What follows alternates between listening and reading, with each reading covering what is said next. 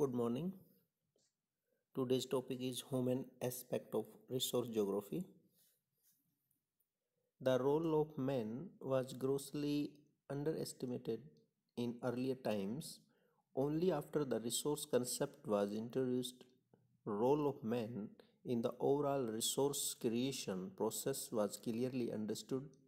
In this context, we can recall the legendary remarks of Professor Zimmerman as man's own wisdom is his premier resource, the key resource that unlocks the universe. Considering resource a static or fixed asset was another misconception in those days. In reality, the potential ability of resource cannot be measured precisely. As always, it may increase with improved technological advancement. Zimmerman opined that resource is as dynamic as the civilization itself.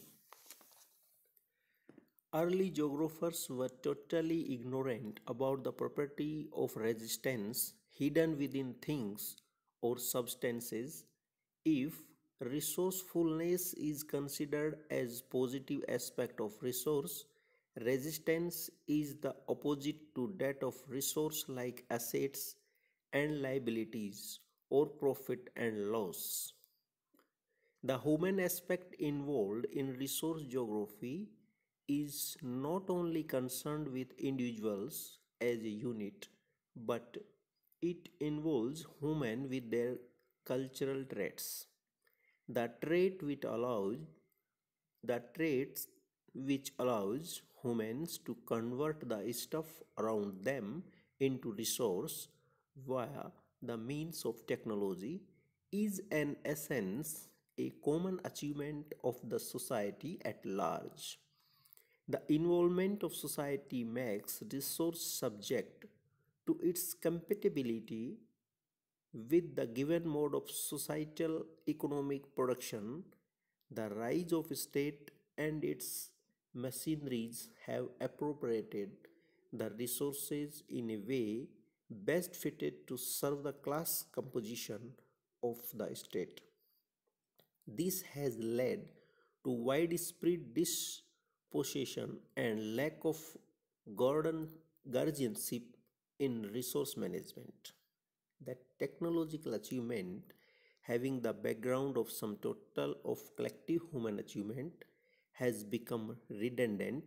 The ability to harness resource is no longer an indication of a shift in nation's stage of development. Rather, it has been observed that resource appraisal in the third world is done by corporate giants having their loyalty towards the imperial powers. A primitive man may not be able to harness resource from a substance, but a supra-animal modern man may, by his scientific Midas touch, transform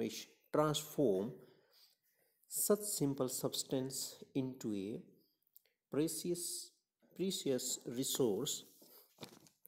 To a man of animal level, resistance plays a very dominant role where nature poses obstacle for resource creation, but to a modern man, knowledge plays a key role to convert neutral stuff into resource. The The tropical Africa is well endowed with huge water resources due to backward economy and technological drawbacks.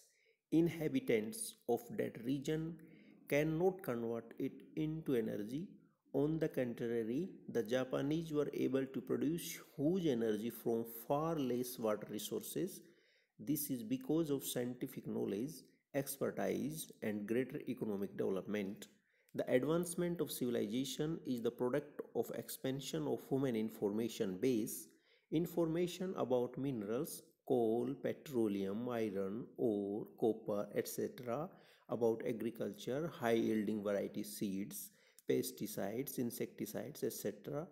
About manufacturing industry, the invention of steam engines, boilers, turbines, converters, etc. were possible with the increasing scientific knowledge. This increasing knowledge reduced the resistance of natural things or substances and converted them to resources. So, Wesley C. Michel had aptly said, incomparably greatest among human resources is knowledge. So, with the efforts of men through the functional or operational process, resource is dynamically created. Without human effort, resource cannot be created because man is the ultimate consumer of resource. Without any operational process, a thing or substance remains neutral. Resource cannot be created, and what is created now may be enhanced or increased with increasing knowledge. So, resource creation process is highly dynamic in nature. Thank you.